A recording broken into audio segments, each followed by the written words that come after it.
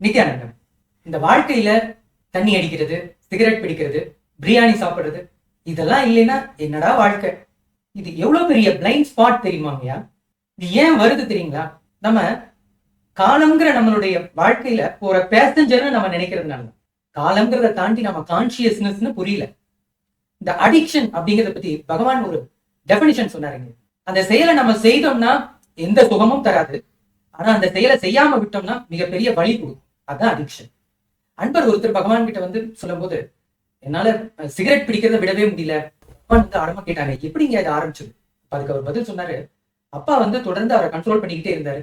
அவர் மேல இருக்கிற வெறுப்பு காரணமா இதை ஆரம்பிச்சேன், இந்த சிகரெட் பிடிக்கிறது என்னால இப்ப விடவே முடியல அப்படின்னாரு.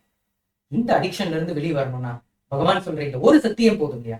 காலம் அப்படிங்கிற அந்த திரைப்படத்துல நடிக்கிற கதாபாத்திரம் இல்ல, நாம் தான் திரை அப்படின்னு புரிஞ்சாலே போதும் இல்லையா? நாம் தான் கான்சியஸ்னஸ்னு புரிஞ்சாலே போதும், இந்த பிளைண்ட் ஸ்பாட்ல இருந்து வெளியே வந்துடலாம். இதை பயிற்சி பண்ணுங்க, நிச்சயமா உங்களுடைய அடிக்ஷன் பிரச்சனையில இருந்து நீங்க வெளியே வந்துருவீங்க. நன்றி.